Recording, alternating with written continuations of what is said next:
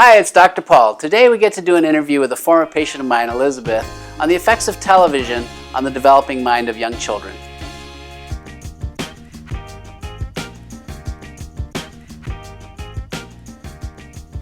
Thanks, Dr. Thomas, for setting aside some time to do this interview. Why don't we get started? Well, you're very welcome, Elizabeth, and actually it's a huge pleasure to be able to just help you out with this project you're doing on a very important topic of television and its effect on children, and especially the youngest children. Since I've been your pediatrician since you were a little girl, it just brings me great pleasure to be able to do this with you. All right. When a child is around 4 years old, what does a healthy child look like? What are they doing? What are they saying? What sorts of things are they doing? A 4-year-old child is quite verbal if language development has come along normally. By 3, most kids are talking in short sentences, and by 4, they should definitely be having complete sentences and a back and forth interaction as far as their language goes. Motor skills, most 4-year-olds can pedal a tricycle, they climb, jump, so they're pretty active, engaged with their environment if their development is normal, exploring their world. All right. What do you suggest to your patients regarding TV, and do you discuss the role that TV has in a child's life? Well, TV is a big topic for well visits in young children especially, but actually all ages. These days, of course, it's not just TV, it's screen time. We have kids spending enormous amounts of time on iPads, on the computer, and even on their smartphones, right? But probably for the younger age group, that 0 to the preschool age group, it's mostly going to be TV, although I see iPads moving in and those sorts of modalities. One of the most important things that you can do as a parent, especially of a very young child, is limit their screen time. Limit the amount of time they're watching TV. There's studies that have been published and actually guidelines by the Academy of Pediatrics that there should be zero TV up to the age of 2 years. Unfortunately, this isn't happening. I think the average 5-month-old is, or 40% of 5-month-olds are watching over an hour of TV. And there's some studies showing by the time they're age 4, they're watching an average of 3 hours, sometimes more. You have to imagine that developing brain, we're intended to be exploring our environment. I mean, you think of a 5-6-month-old is learning to roll, and then 7, 8, 9 months they're crawling. And there's something about crawling with visual input that really helps brain development for future reading. Now imagine you put that child in front of a screen for multiple hours and it's passive. So they're not interacting with their environment, and that's going to delay their development both in language and also attention and just those natural skills of exploring. How much TV do you think is too much TV? Well, the guidelines are saying limit it to 1 to 2 hours maximum after age 2. So prior to age 2, I would say 0. I would actually extend that age to about 3. I just see no value in television prior to 3. You might make an exception between 2 and 3 with very interactive television shows like Sesame Street maybe, where they're counting together and they're actually interacting with the television. And of course there would be screen games that are very engaging and learning. A little bit of that would be okay. That's a good substitute to a parent's teaching. One of the things I read in a recent study was parents who have background television on, so there's families, I've walked into homes where the TV's just always on. Those parents will say less than 200 words an hour to their child, whereas if there's no TV on, it's almost 1,000 words. So it's just decreasing the amount of interaction that child is having with their parent. There's nothing more important for child development, both emotionally, right, that connectedness you have with your parent, but also language stimulation, than having that actual verbal communication with your parent. How does the content of a television show most visibly affect a child?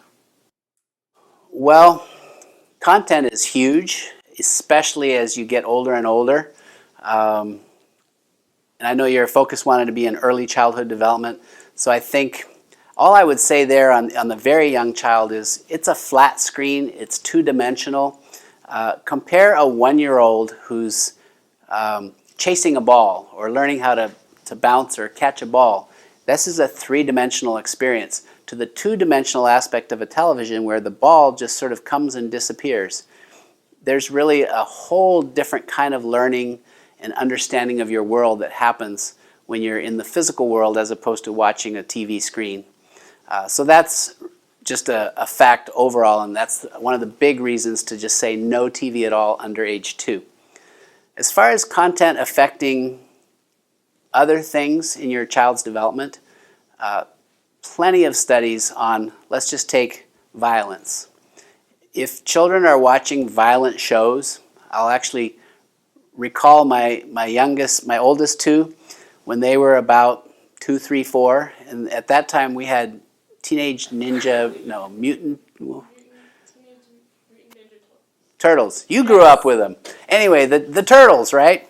I used to remember their names. Anyway, after watching one of those videos, my kids were visibly charged up and everything was hi-ya and just kicking and crazy.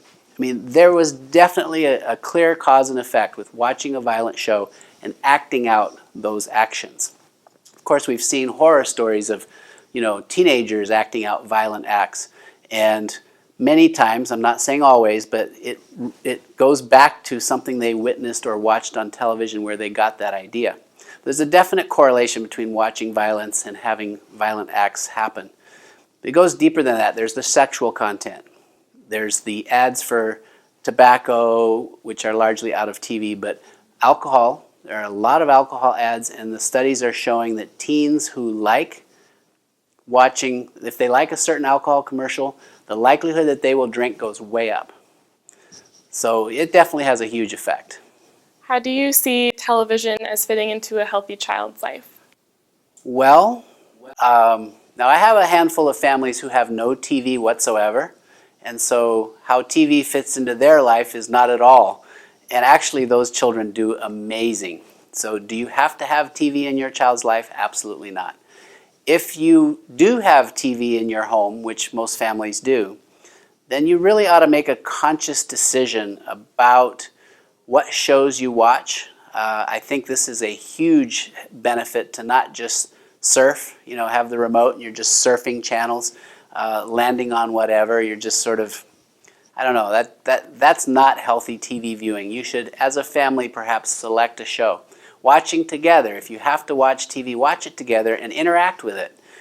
I think one of the mistakes that we make as parents is we just set our children off to watch TV. It's a great babysitter, and we can go do something else. Well, they're going to learn whatever they're going to learn, and it may not all be positive. Whereas if we're watching together, and let's say there was a sexual act, but it doesn't show the consequences of those acts, well, you can have a discussion about that. I wonder what happens after. Or violence. They always glorify the violence, but they don't show the victim and really the results, the negative effects of what you're watching. How does watching TV together affect TV viewing? The best way to make TV viewing, whether it's a movie or a show, positive for your child is to have the interaction around that. I think our society is so full of distractions and ways that pull us apart, whether it's texting, emails, the telephone, right? We all have cell phones and smartphones. Anything that you can do as a family or with your child if you're a parent or an older sister or brother that you do together, that's bonding. That's really important as well. So that might be a way in which TV viewing can be a positive in that it's causing some bonding. But definitely limit it to less than 1 or 2 hours a day. And we're talking not just TV, but add up all your screen time. And for older students who are in school, I think you have to exclude detailed research where you're actually researching papers and writing papers. That doesn't have to count. But anything that's entertainment needs to be limited. But think about what you're missing when you're watching TV. You're not talking to anyone, so you're not engaging in that social communication. You're not doing anything physical. You might actually be snacking and eating while you're watching TV, which is not a good thing at all because of obesity's link with TV viewing. And for the youngest kids, you're not exploring your world. You know, a lot of times, I remember when my kids were young and I needed to fix dinner, it just was convenient to put them in front of the TV. But it would have been better to let them crawl around and bang the pots and pans. You know, they're learning more and they're right with me than if they're just sitting there in front of a show. So parents, the message is turn off the TV and your child will be better for it. I think that's everything. Thanks again.